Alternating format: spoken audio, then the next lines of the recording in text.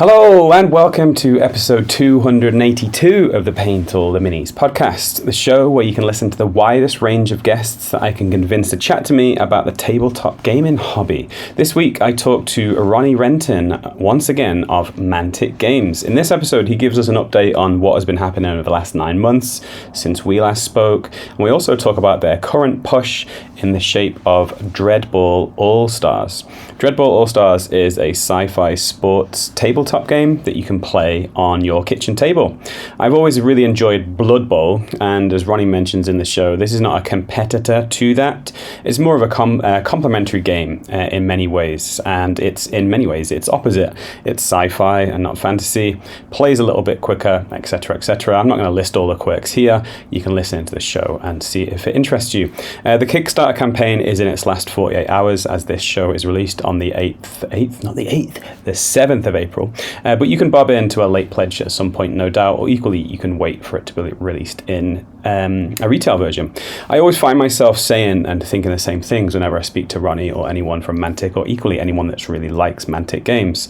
But I really do think that Mantic and Ronnie especially do a great job of creating really well thought out, good value and well produced games for us to play. So thanks guys, us hobby nerds really do appreciate it.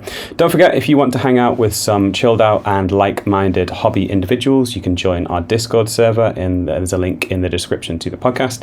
If you need to speak to me for any reason, you can email paintalltheminis@gmail.com. That's pretty much it. I hope you guys are having a good hobby week. Hope you guys are putting together some great projects and playing some fun games. Make sure you come and tell us on the Discord if you are. There's a lot of Space Hulk stuff that's been going on over the last couple of weeks. The Wild of Space Hulk was the last episode to come out, so there's been some new people that have been added to the group, and some people have been sharing their hobby pictures of Space Hulk, which is always really good. I'm a big Space Hulk fan, so that's really been great. Thank you for all of that. But that's enough of the pre-ramble. Let's go. Paint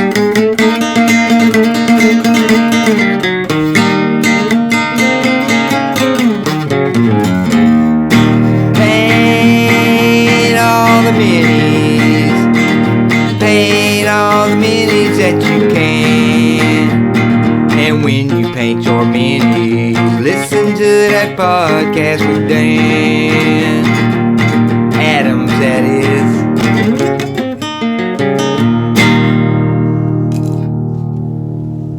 This is Seamus. I'm a wargamer, like you.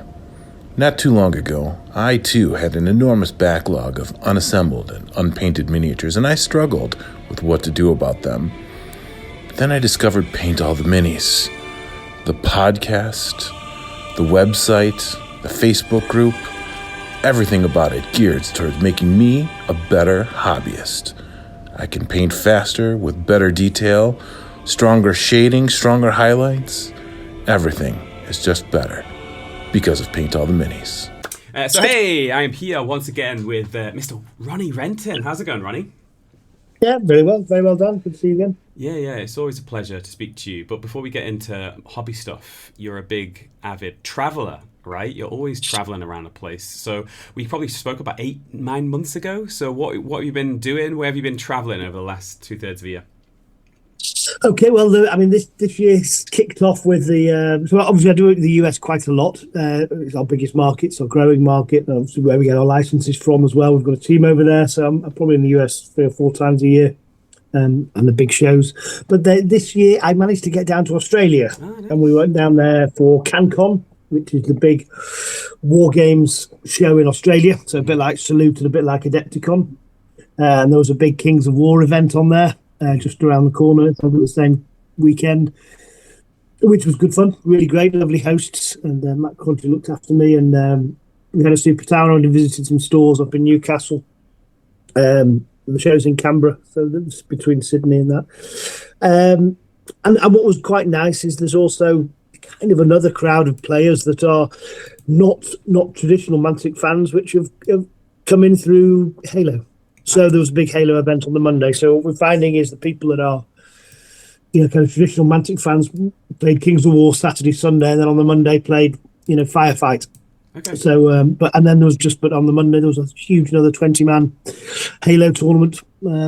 Who were none of the people that were there at the weekend all playing Halo. So that was Oz, and then popped over to America again. I forget where I went. Oh, San Francisco for a secret new project that we're working on. Nice. Do you enjoy traveling? Yeah, I do actually.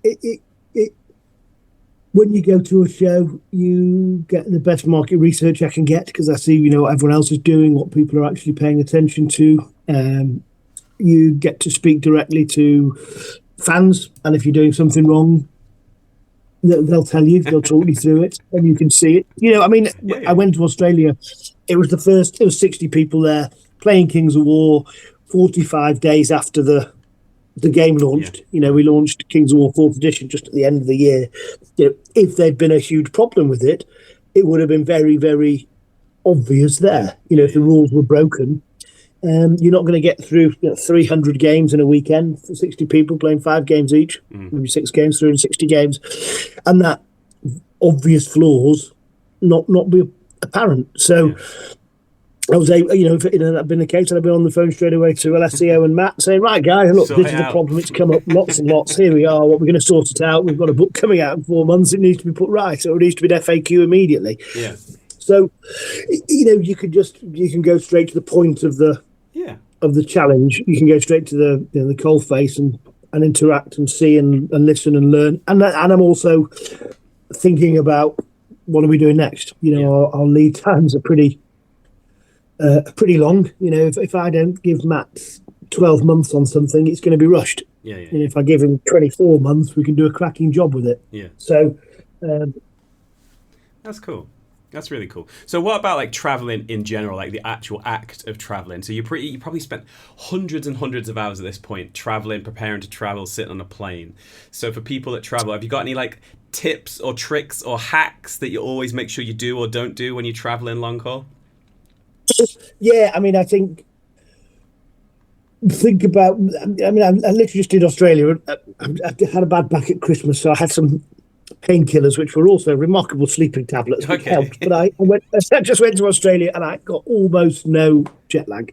Right. And that was just weird. I've never done that before. Whenever I've been going to the far side of the world, it's always jet. And it was because, when I left the UK, I left at 9:00 in the evening. And then on the flight from there to Singapore, I had a couple of glasses of wine, one of my painkillers, aka sleeping tablets, and woke up, 8 hours later in Singapore. Right. And then you're in the middle of the day in Singapore. You then do another 12 hours from Singapore to Sydney and arrived in the morning in Sydney. But I had that really good sleep. I kind of dozed and watched TV and did emails and just did stuff on the second half of the flight. So when I arrived on that kind of, whenever it was, Wednesday morning, Tuesday morning, 2 days later, I was kind of, I'd had a day in England, I'd slept, I'd messed around, and then I arrived in the morning in Sydney. So it was kind of already into the routine. I stayed awake as long as I could. I got to about 8:00 that night, fell asleep.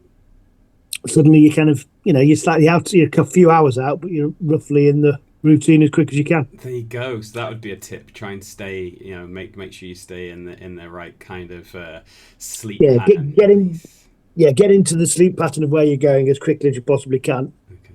And that coming back from America, always last flight out in the evening, sleep overnight, you'll land in the UK at some point during the day. There you go. That's cool, man. That's really good. So you must. I mean, do you have like frequent flyer stuff? You've got to be rocking the frequent flyer points, man. And I just do BA.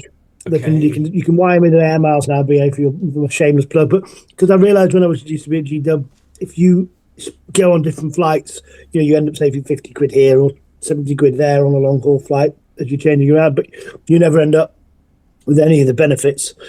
I just picked Virgin. I think was a lovely air, but it didn't fly to Chicago in March, and we always did Adepticon. So even when we only did 2 shows a year, even when I only did 2 visits a year, it was always Chicago in March for Adepticon, and Chicago in June, July, August for Gen Con. Right. And those were the 2 shows that I used to build all my visits around. Yeah. So I just repeat. Yeah. Do you get benefits then? Like, is it worth it or is it a con? Is it like kind of 20 million flights for like a free pack of peanuts? Do you find that it's benefit? Yeah, no. The big benefit was when and they've just changed it recently, so I don't know how it is, but because I used to do 2, 3, 4 long haul a year, you could get these tier points that allowed you to get access to the lounge. Right. So even if I was flying, at the back of the plane, which is the norm, you could get into the lounge, and that made a big difference because suddenly you get to the airport, you plug your phone in, they've got some food and some drink there, and I always used to rush when I was getting to the airport. I'd like leave it as late as I possibly could and just run onto the plane type thing, and then I'd like just get there 2 hours before, very stress free. I've got, I'll download some movies or whatever else, and I'm just going to treat it like a long lie-in. Yeah. And so the benefits of being able to do the lounge really was quite a revelation. Nice. Because it just gives you space where you just go and hang around until you're ready to get on your aeroplane, and by that point you're a couple of drinks in, medically, medical use of alcohol for medicinal. Yeah. Emotional support wine. Correct. Get your head down, get a few hours sleep. That's cool, man. Right, so let's get on to Huffy stuff then. We're obviously here to talk about Dreadball All Stars, but before we kind of get into Dreadball and All Stars, what's kind of been going on, generally speaking, with Mantic? Last time we spoke, kind of Halo had just been really kind of kicked off and released, and you were talking about other releases and the ODST stuff that was coming out. Okay, yeah. So what's been happening over the last kind of 9 months? Well, I mean, fairly manic. I mean, quite a busy 12 months since we last spoke, which was about this time, a little bit after this time, wasn't it? So Halo has continued to just stomp along, and I think the joy of it is it's bringing new people to play a Mantic game for the first time. I think there is lots and lots of people that we're seeing at tournaments, that we're seeing engaged with this game, playing this game, painting into this that have never done anything with Mantic, or maybe back to Kickstarter way back when. And I think starting with 4 guys, easy onboarding, knowing the IP and loving the IP just means that it's been very approachable. And then as we've started to release, I think a few people were skeptical. They just didn't want to play Spartans v Spartans. But once the Banish dropped, and then later the ODST, and we've started to improve the, choice and army building aspects. And, you've got 4 red team, I've got 4 blue team too. Right, now you've got banished, or you've got 1 Spartan, 2 ODSTs, Master Chief. Okay, wow. Yeah, okay, this is starting to come alive. And, all the different... So that was really been huge, kind of explosive growth. And it doesn't feel like it's people leaving Kings of War or Dead Zone to go and play it. Some play it as well as, but mostly new players. So that's been good, and we've just released, I think, the ODST. The Noble team, which is some very famous characters from the franchise. They're just coming out, and they were so many points themselves that we've now had to go straight to apocalypse level battles, because to get all 6 of those on the table was more points than most people were playing. So it kind of made it to the all day game. So that's good fun. Nice. So and they're done in our mastercrafted resin, the detail of which is just gorgeous. So the painters are picking those up. Some of them don't play; they just want to paint stuff. They've got real character, these figures, and they've got the detail that's there. So Halo doing very well, growing, and lots more still coming. Steadily. We've not rushed it out in the past, particularly when I've done a Kickstarter with Walking Dead. It went from a great simple starting point game to 50 codes in 6 months, and I think it was a bit too much. But we've been far more structured, and I think it's allowing people to kind of collect everything as it comes out. Yeah. Every 3-4 months there's a new drop. Mm-hmm. They're getting some of them now smaller, little bits and bobs, so people are able to pick everything and pick and choose without it being a battering on their hobby budget, if you know what I mean. Yeah. So that's been quite nice. That's Halo, and then just to make sure we were absolutely rammed, we kickstarted back in February 24. I want to say Epic Warpath, which was the 10 mil war game. We've been playing around with the idea for ages, and we were about to just launch it when we heard that GW quite independently were doing theirs. So we were slightly nervous about dropping a whole heap of money on tooling if we made essentially a similar product. Yeah. But then theirs was, I think, very Space Marines versus Chaos Space Marines, so very Space Marine centric. and ours was always going to be, dwarves in space, elves in space, vermin, rats in space. So we were always doing down the kind of alien angle and nameless and everything else. So we had a really good fun of it, and the rules were just fantastic. We got them into a really good place. There was kind of a slight homage back to that 1992 game of it was called Space Marine, wasn't it? But I think people loved that gameplay, but then obviously freshened up, moderned up. Matt has worked on that with a bit of support from Alessio. We kickstarted it for 4 armies, which was going to be the core in plastic, and then the upgraded, the stuff you needed less of, the super heavies and stuff in resin. But actually, I think when we first did it, the super heavies weren't really in Matt's mind. But straight away, everyone, we need big things. So super heavies became a thing.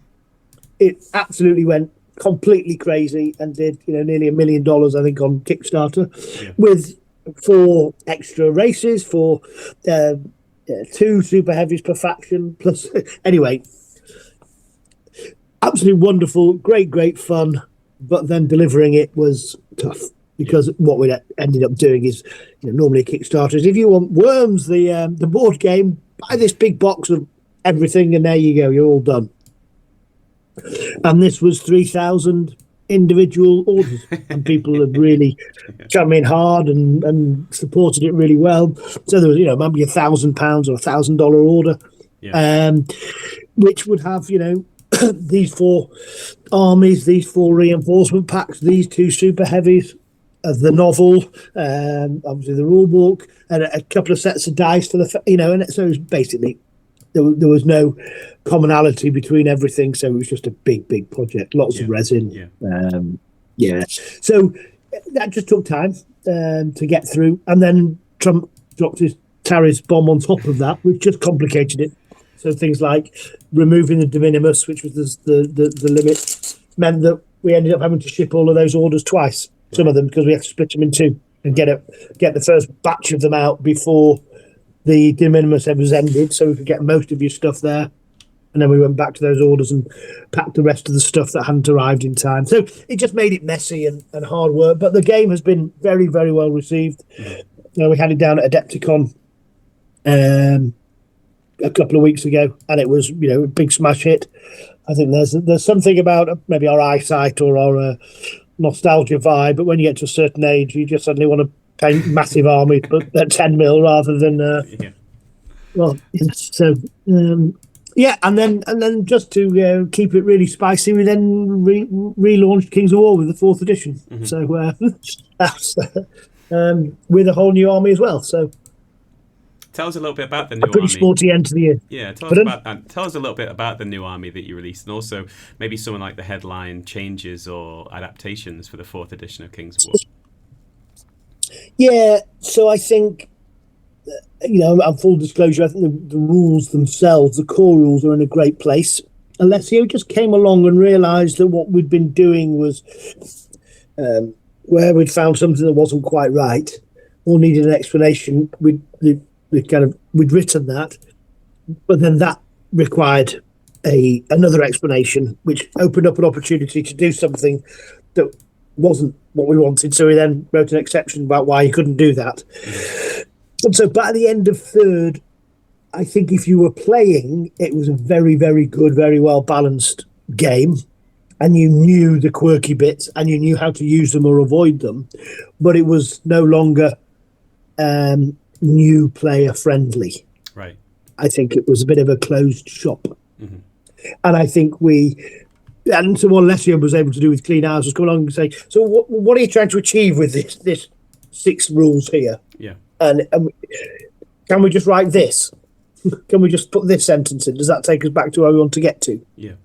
And so I think what he's managed to do with it is just streamline it, and certain things, heroes are individuals. So a cavalry charge just runs straight round them or over them or through them. So yielding individuals and non-yielding individuals, how they join a scrap and things. So it just streamlined it, made it all a bit easier for new people to get into, to fight big battles. So it's not just at 2,000 points. inevitably, whenever you do a new version, the army lists become a little bit duller because you lose some of the flavour that's been built up over the 3 or 4 years. In a sense, because you're just trying to bring everything to make sure everything works. Yeah. And then once you understand that it does work, you can then get a bit more flamboyant with the army list. So we're in that stage now. I think we're very pleased with where the core rules are. But we're now, and because we knew where we were and we knew we had an audience, when we launched second edition, it was just before the end of Old World. So, the game went completely crazy overnight. As all of the, well, not all, but a big proportion of the old Warhammer players morphed in. And hence we created the Uncharted Empires book, which was basically how you could use your Warhammer army straight away in Kings of War for some of the armies we didn't have. So the kind of second edition was just welcoming people in, getting used to being a bit bigger and coping with that, releasing new armies. We did Vanguard and that. Third edition was going and getting soldiers for every armies that we did, and getting plastics for each of those. So Northern Alliance and some of these other ranges kind of came alive and took on a shape and a nature. To the end of by third edition, you could buy with Mantic models pretty much any of the 28 armies that were out there. But it was starting to again feel the weight of its own, enormity. So we knowing that we were going to be able to get round, we actually kind of got these new books coming out every 6 months, and what they're going to do is be a place where all the rules are put. So every 6 months you can get a new rules dose, but it'll be balancing, it'll be tweaking, it'll be adding colour, it'll be adding army variants. So as well as focusing on 4 specific armies each time, 3 or 4 armies each time, it's also gonna say, if you take this hero with this army now fights slightly differently. So that was the stuff we just never got a chance to do with just an annual update. And sometimes we were making rules in the annual update for the sake of it, whereas instead this time we're going to be concentrating far more on the story arc, on who's fighting, what's fighting, why does that army fight that way, tactical bits, and a kind of deep dive into the background of each of these. So those that have been clamouring for a long time for more Panithor, we're able to give it to them. So that's been quite good fun. And we decided, well, if we're going to do that, let's have a big event that kind of kicks the story off. And we've been always talking about looking east with Ophidia and some of those armies. So we decided that it was going to be kicked off by the Halpi's Rift, which was a big magical rendering, which was one of our summer campaigns a few years ago. Alerted the Zikali, which is this kind of Eastern themed but and dog themed army. So kind of, as always, combined two things to give an aesthetic that looks very high fantasy, looks great, it's very pretty. Decided to take magic off the table for everybody because these idiots can't be trusted with it. They look at what they're doing with it; it's all out of control, and it's going to upset everything. So we're just going to come and take it all away. And so the Zikali have launched a massive, huge invasion, coming round like 3 hooks of the claw, 1 naval, so it gets us to talk about Armada again, which is good fun, has gone all the way around the headland and has smashed into the halflings and the salamanders on their way to try and wipe out the elves. Obviously, they're quite magical themed. The other one's coming in over the top, and then there's a third one coming in through the middle, which is slashing through the abyss, and is going to be hitting Basileia and the abyss. So all of a sudden, all these armies that have been scrapping between themselves have suddenly become aware that there is a big and ugly threat all of a sudden on their doorstep. That's cool. How exciting is it to kind of have a part in creating the unfolding narrative? Is that something that you get involved with a lot, or is it just something you kind of read updates as it kind of comes along? Well, I try, and then Matt keeps pushing me away and telling me to sod off and get out of it. So he's, and then of course when I ask him a question, he's got it all in his head and it's all thinking out. I'm like, well, why don't you tell us this, Matt? So it's the challenge is making it because everyone's busy and everyone's got tons of things on. If it's too nuanced, if it's too minutiae, you lose the big picture. But if you don't have the detail, it feels a bit plastic and false. So what's happening really, and this is what's quite nice, and this is what we're going to spend a lot this year doing, is because Matt's got to do these books, he's developing the story arc, and then we've got the guys, Brandon Respond and all those guys over at Z Books or whatever it's called, Wing to Star Publishing, who are doing novels with us. And if you haven't done any of our novels right now, go and have a read. There's some great ones. The Mark Barber's done the naval ones, which were all great fun.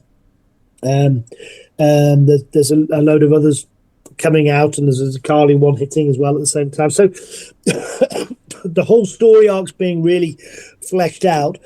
But what I quite like about our IP is it's not who's trading with who and what's the subterfuge, and it's all taken from a kind of fantasy military historical standpoint. It's about the armies, and so by having these huge events like the Zikali launching a massive invasion, it gives us a big playing field for us to then go, right, let's make the summer all about the siege of Samarak, which is this point here.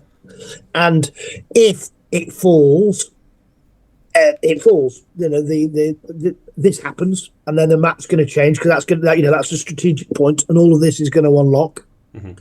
Down here where the elves are, if the halflings and salamanders break, then this happens. If they don't, this happens.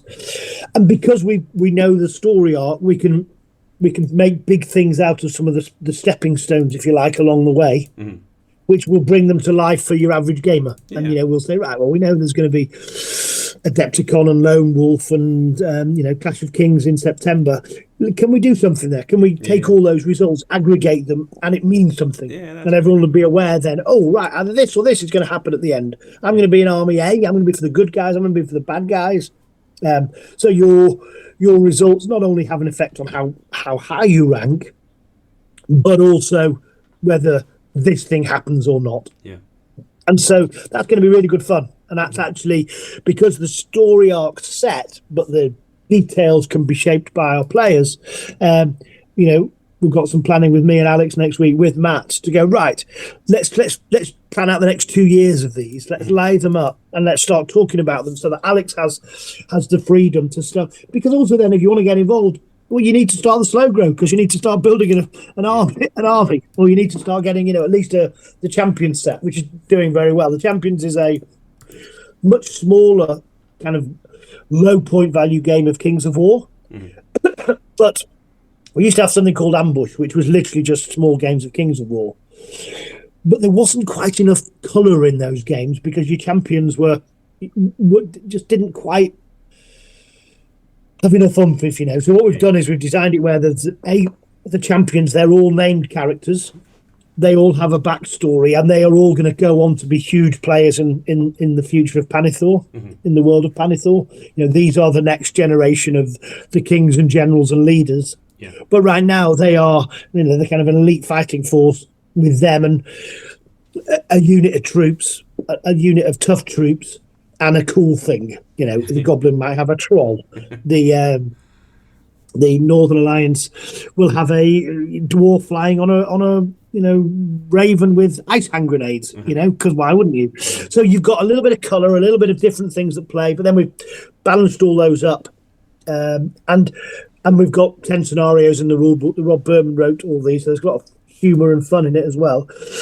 So if you don't want to do big, huge battles for Kings of War, and some people just don't, it's too much, you can actually now play Champions, and it's very good fun. It's an hour and a half of gaming. The game mat is designed to fit on your kitchen table, not a 6x4. It fits there. So all of that character and all of that, and it's a great hobby project. I did the Northern Alliance company, which allowed me to do all the ice and kind of something I've wanted to do on my bases for ages, like a kind of like the standing on ice effect, a lake, which was great fun. It was a little bit beyond my hobby skills, but anyway, we got through it. And then instantly I went, right, okay, I'm going to do a Zikali company because I'm not sure I could quite face a whole army but actually just doing 3 units. And then, of course, now I've got 3. I can add a war machine. I can add another couple of units of troops. And suddenly, okay, right, I've got 1,000 points of Carly Army. So, yeah, you need to slow grow, and you need to tell people that these events are coming so they can get their army ready, so that you can make sure it's a big event and everyone's got time enough to play it and it's on their hobby schedule for the year, so the world can move on. Yeah. And so, we're nearly just big enough to have enough people to kind of do those kind of things now, and the release schedule supporting it. That's really cool, man. So let's turn our attention to Dreadball then. So there's a current Kickstarter campaign. You've got 48 hours until it closes out as this podcast is released now. But just give us the general overview of Dreadball as a whole for somebody that's maybe not heard of that game before. So Dreadball is the sports game of the future. It's a cross between ice hockey and basketball with lashings of violence. Very, very quick, very fun to play, easy to pick up.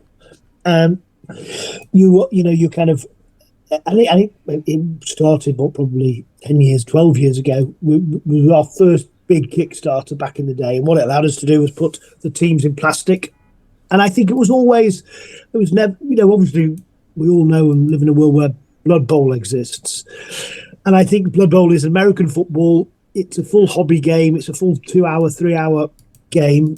And it's fantasy. So we set out always to be everything the Blood Bowl wasn't. Why compete against a monolith as opposed to, kind of complementing it. And the first time round, each of the teams was themed by race. So there was the dwarf juggernauts. The dwarf team were all tough and hard to knock over and slow. The human team, bit of everything. The Asterians, the elves, were very, very fast but fragile. And it was a wonderful game. It did very, very well. I actually screwed it up slightly by not releasing season 4 when I should have done. I put it in a Kickstarter instead of releasing it directly out at the time. So it kind of got in a hiatus. Everyone stopped playing, and then since then it never really came back. And it's a shame, because I think it's the most fantastic game. I think it's probably one of the best miniature board games that's ever been made, because you play it on a board, and it's got miniatures in it, but it's that beautiful crossover between everything that's great about toy soldiers and rolling dice and everything that's great about a board game. You can play in an hour, you set it up, you don't need tons of space. I don't need to be endlessly buying things, and there's no meta. So, what was great a month ago, I've now got to paint a new unit of it because something's changed. And try as we might, we just couldn't quite get it back to its former glories. We did a Kickstarter a few years ago for a second edition of it, and Rob was the world champion at the time, Rob Berman, but loved it more than anything. It was his favourite game. And even he just could not get Dreadball as was, to kind of come back in a big, meaningful way. Couldn't get it back on people's gaming tables and on their rosters. So the fans of it loved it, but it was a slower and slowly, shrinking audience. And part of us we were looking to put it on a vault, which is the printable, and so you can do. Our companion is all of our rules in one place, and with a small subscription, you can either have one game or all games. And our vault is our kind of monthly. Here's a few minis, and what we did was we launched Armada through the vault, so these people with 3D printers could now play Armada. And they were really enjoying it. We were looking for the next game, and we're thinking, could Dreadball be that? Could we put it on the companion, and could we freshen up the rules, and then we could put the teams out by STL? Because we can't get it out to retail. It's not got that momentum, but it could be a great, fun hobby project for people. Yeah. And then we realised that we'd actually sculpted all of these miniatures before 3D sculpting was a thing. They were all sculpted in green stuff. Some of the models were actually in metal and in sculpted in green stuff. So that wasn't a valuable option. But with working with Alessio on Kings of War and Epic, I started chatting to him about Jervis Johnson, who was a good chum of mine, very good friend of his, and we'd worked together years ago. And I said, well, we've been talking about doing this Dreadball thing, which is an All Stars feature of it, which is the kind of Indian Premier League. It's the World Cup version of Dreadball. So now instead of each team being themed by race, actually the corporation has gone out and picked the best dwarf player and the best orc and the best, and that's the Juggernaut team, because it's kind of the mining, it's the tough team, and the other corporation, the Jets, which is all about, you know, speed, and the engine manufacturer. They've gone and hired the best elf and the best human, and they've put a team together that's super fast and super quick. And the Juggernauts have put a team together of all the most famous players and pulled them all together. And they're all big and strong and sturdy. And so what they've actually done is they've themed all of these different teams by their different race, by their thematic. Yes. And you know, Jervis agreed to write it. So we've then got the guy who kind of invented the genre. You know, for those that don't know, Jervis Johnson wrote Dreadball back in Blood Bowl back in 1980s. So, you know, I kind of said, look, we've always respected it and we've always steered clear of it. You know, we've tried to make the game that complements everything that's wonderful about Blood Bowl with Dreadball. You know, where there's resets and restarts. Ours is fast, it's very fluid, it's super quick. So he was intrigued to kind of write it, and I think he always wanted to write the sci-fi game. And it was never really something that he was allowed to do or never got on the roster. And so by him being able to put his name to it, I think it was quite a creative challenge for him. So one of the things that really jumps out to me is, like you mentioned there, about how it's not one set specific race. So you've got a number of teams that are very diverse, and that kind of appeals to my hobby side. So instead of having, like, you know, a group of, say, 12 people, 8 people, all kind of the same, you got very different dynamics and very different aesthetics within one team, right? You got, like, big, heavy guys, small, slight, very action pose people, and all, like, you know, highly detailed, but also lots of opportunities for flashy colours and flamboyance as well, right? Exactly that. And I think what they've got is you've got the fact that they all look similar in terms of they've got the same armor or the same look, but individually you're just painting five heroes, and every team's 5.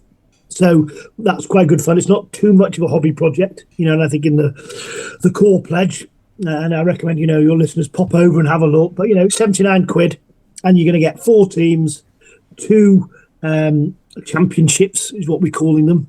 And I've thought quite a lot about how we all play games, and I'll talk about those in a minute. But, you know, you're going to have for £20 each, you've all got a team, you've got the rules, you've got dice and everything else you're up against. So a kind of easy, joyous hobby project, easy to teach people how to play. And then the more you play with that team, you'll start seeing the subtleties and nuances that are built into it. You know, the first time you play, you kind of work out, well, that guy's good at throwing. They're all pretty good at throwing and catching, but he's really good at it. He's good at catching, so I'm going to put him up the field, and we're going to try and get the ball to him, and then the thrower is going to throw it to the catcher, and that's how we're going to play. So you've got those kind of mechanics in at the basic, but then when you start realizing there's combos, but when he does this, my team can do that. So yeah, and you know, what else have you got? You've got the painkillers, which is the ones that are kind of paid for by Big Pharma. And so, you know, you can see the aesthetics they run into. You've got the saber cats. It's one of the alien races, the Krakens. So each has 5 guys, 5 champions figures, but each individual character is very much its own thing. So, yeah, a lot of good fun. Also, a bunch of different arenas as well. So sometimes when you play certain games, like you mentioned, board games, you kind of, like, once you get the idea of the width and the length and different things, it kind of falls into certain tropes. So you got different sizes of an arena, right? You want to talk us through those? Yeah, and this was where, this is kind of something that I had a little hand in, but I was unconscious of me. The 2 things that everyone loves is you love campaign play, so your team gets better as it goes along. But quite quickly, what you end up with, if it's genuinely open-ended campaign play, is that, let's say I'm playing Dreadball and I play you've got a weekend event, and I'll come along to it, and I'll play those 3 games, and I might play a warm-up game the week before with my chum, but I don't get time to play a lot. But I love the game, so when you run an event, I'll come along. But you love it, and you're playing it all the time, and so your team will keep getting better and better and better, and you're getting as a better and better player because you're playing more often. So when I turn up to kind of play, and your team's played 20 games and mine played 2, you've got all these campaign points, and here's where we are, and the game can become unbalanced quite quickly. And the second thing is, I think as we're getting a bit older, you have your regular gamers, and then you have your right. Let's do something. And so what we try to do with the arena is go in the base game. When you go out to retail, you get your 2-player set. Here's how Dreadball plays. Dreadball All Stars is this: these 5 guys. You've got a 6th card, which is your team coach, which allows you to re-engage one of your 5 players. So one guy can go twice. This is how the ball scatters. This is how you score. This is the basic game. And I think there's, with 8 teams, a ton of replayability just in that format. But then what we've done is we've gone, right, now let's go Urban Rumble.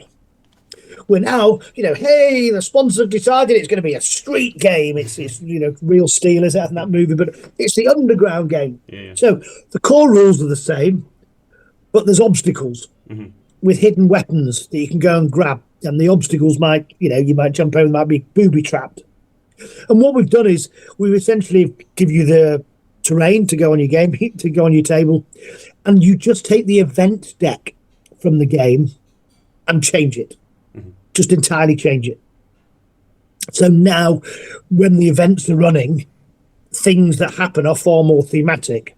This piece of equipment explodes. Here's where we are. So you're playing the same core game, but you're now playing it in a different arena. The arena changes, which means that how my guys do what they do is kind of totally different. And so the idea being, hey, we've all played Dreadball for the last couple of months. We're all loving it. So a month from now, we're all going to get together and we're all going to play Urban Rumble. We're going to play 3 games. We're going to have a barbecue afterwards.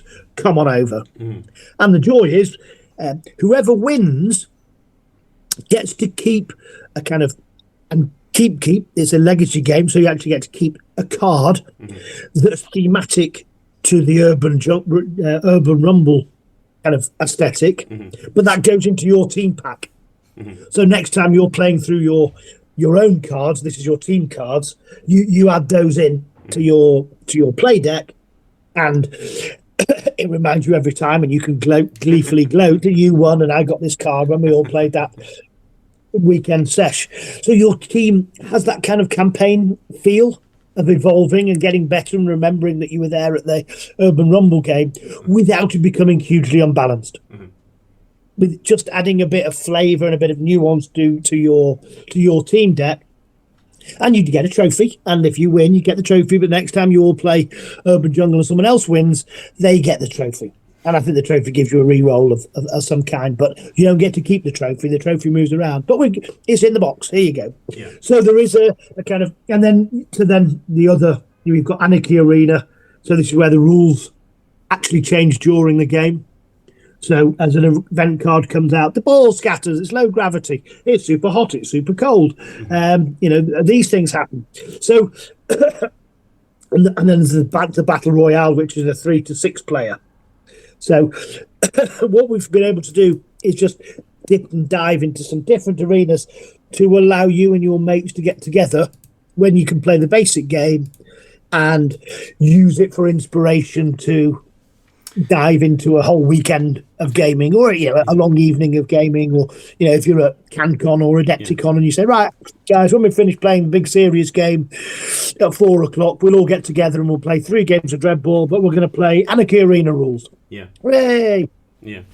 I think that's really cool that you mentioned that quite a few times, and I think that's what appealed to me when I was looking at the Kickstarter thing. It's like £79 you mentioned, but if you get 4 mates involved, and even if you just get 4 weekends in a quarter, so we're gonna meet once a month on a Saturday afternoon, and we're going to play this 4 times. Now, you'd like to obviously hope, and people would play it a lot more. But even if you just do that, it's pretty good value. You know, it's incredible value. It's a round of drinks, isn't it? You know what I mean? And you know, some of this came from our conversation when you know, I'm saying what you play. So, well, all I can play is this because that's all everyone else can play. And I'm thinking, crumbs. You know, we've got these fantastic, great IPs and games, and we need to put it in a format that people can just go, yeah, actually, I'm just going to pick this up.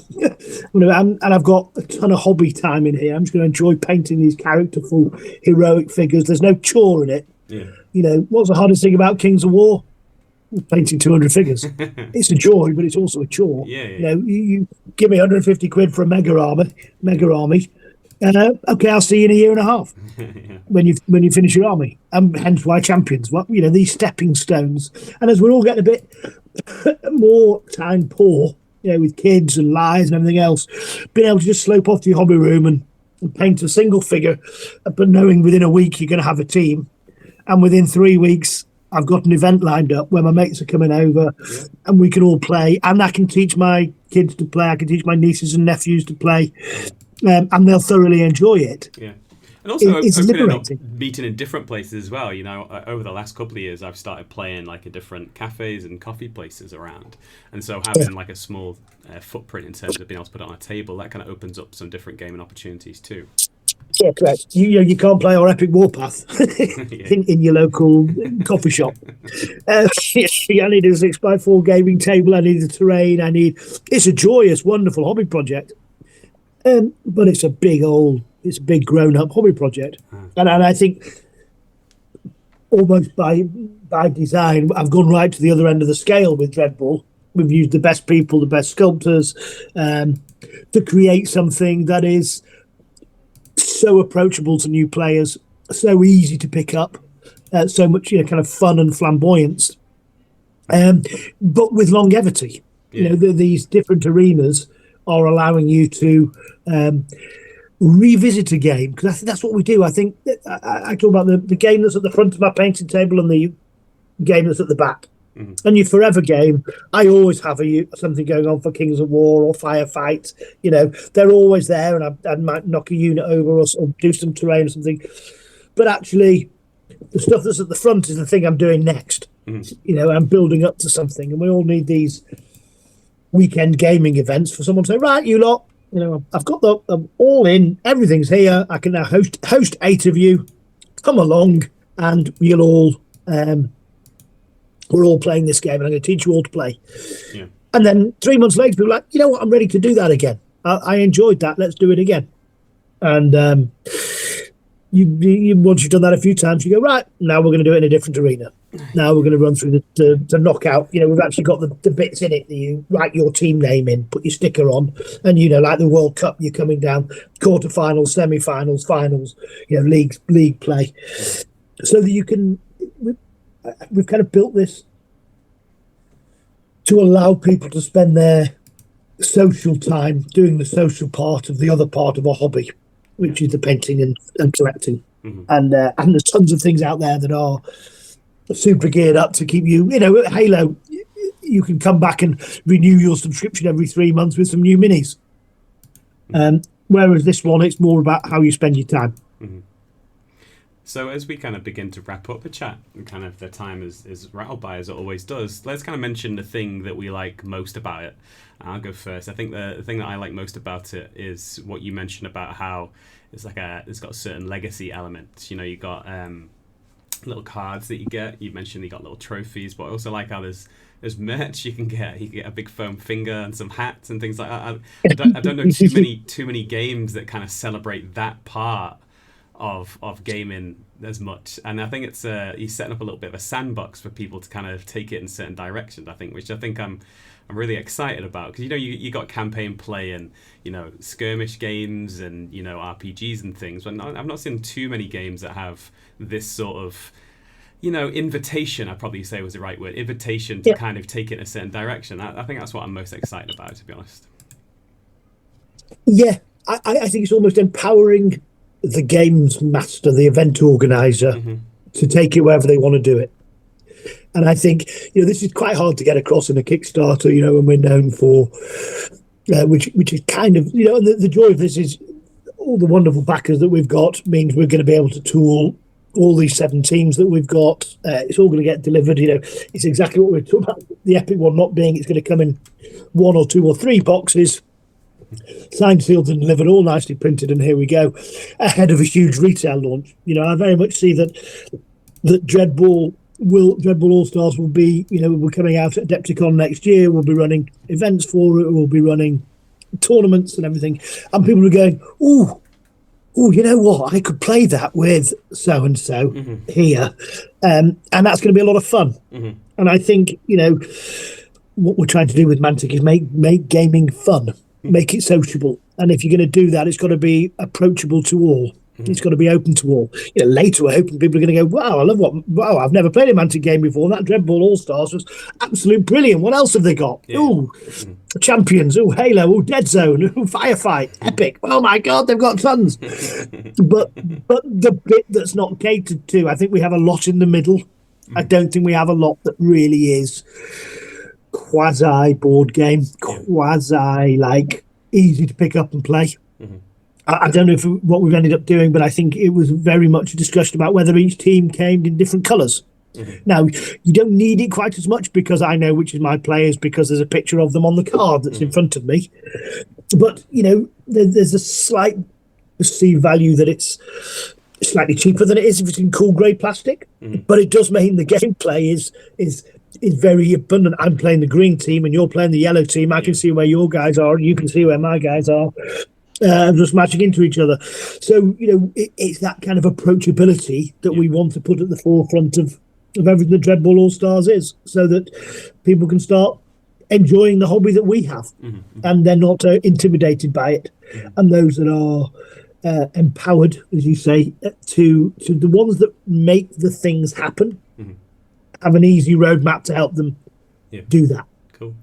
And in exchange, what would be your get to spread our hobby? Yeah, and what would be your favourite thing? What would be the thing that you kind of are most? Okay, I was doubling down on yours there, wasn't I? It's okay. Yeah, I think getting to revisit the IP. I think there's a lot of tongue-in-cheek moments in here, and I think Jervis really picked up on that, and because he's got the experience he has, and so just an example of it. It's quite hard to actually effectively kill these guys, do so many wounds that they're kind of carried off, but you can do it if you get the right rolls or they do something dumb, so they effectively kill, and so they're magically teleported off the gaming table, and then they go into the subs bench, and 2 turns later out they come.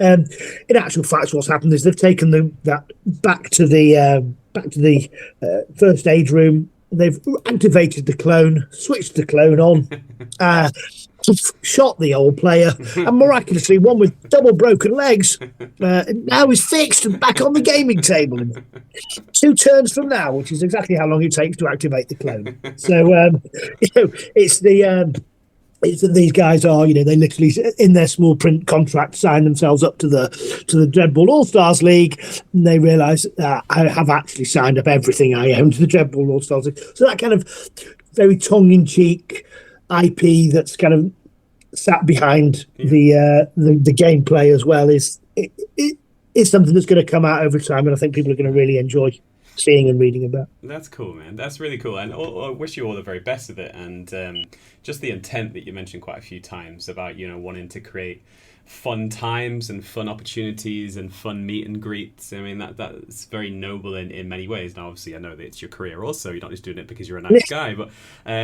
just to have that mindset is something that's really great. So we wish you all the very best with it, mate, and hope that all goes really well. And it's exciting to hear about what might happen with it in the future. And as we begin to wrap up, is there anything that we haven't talked about in terms of Dreadball All Stars that you want to bring up? No, there is. Please go have a look if it's something that you think you'd like to kick a community off. There isn't one. Everyone's gonna start at the same time, and that's partly because we just couldn't get that kind of momentum back into a Dreadball as was. But once this takes off, it allows us to go back and look at that whole space again. But yeah, go have a look. It's running for 48 more hours, and then if that's you're not quite ready for that, but you want to look out for it, it'll be out in retail stores in early 2027. Nice. That's cool, man. And so, yeah, that's all we got time for, unfortunately. It's always really good fun talking to you.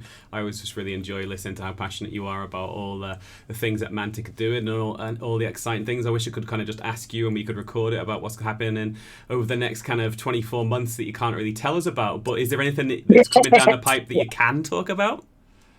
I'm sure my master Alex will allow me out on some. Well, I think you've got him next, haven't you? Him come and talk about summer campaigns, and then I'm sure I'll wheedle my way on again.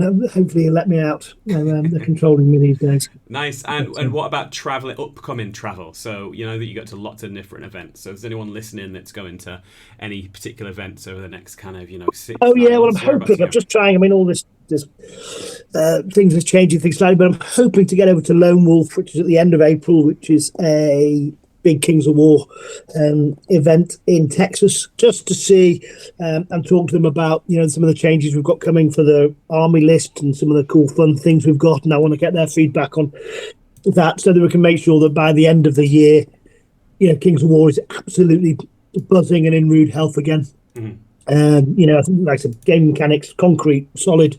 Now let's really have some fun building the rest of the house. That's nice. So yeah, probably pop over and see those guys. Yeah, if anyone's listening, then you can go and meet Ronnie. It's always a great experience. It's always really cool to go and shake your hand and kind of see what you're up to and see what hat you're wearing. Are you still wearing a certain hat when you travel, or is that forgone now? Well, I wear it until I lose it, and then I have to find another one, don't I? So. I've just got one back from Italy when I went over and saw my sculptor Luigi in Turin, and I managed to leave it in a cafe, but he walked past the cafe later on and got it, so I've just got that back. So, well, I'll leave you to it. I'll leave you to the rest of your bank holiday. It's the Easter weekend as we speak, so I hope that you've had a great Easter weekend, and I'll leave you to the rest of your bank holiday. What are you doing for the rest of the bank holiday? It's football day, right? Are you going to be watching some football? No, football, yeah. Football yesterday, so the terrible poor Arsenal getting knocked out of the FA Cup. It's such a shame. We're over in Ireland. We're with my wife, family, live over here. So nephews, nieces. And so, yeah, we just went out and had a walk around the Irish coast yesterday, and then we'll be flying home later today, ready for work tomorrow. Well, I'll get out your hair then, mate. I don't want to take any more of your family time. I'll let you go and hang out and things like that, and safe travels back to England, and all the very best until we next speak again. Thanks, Dan. Great chatting as always.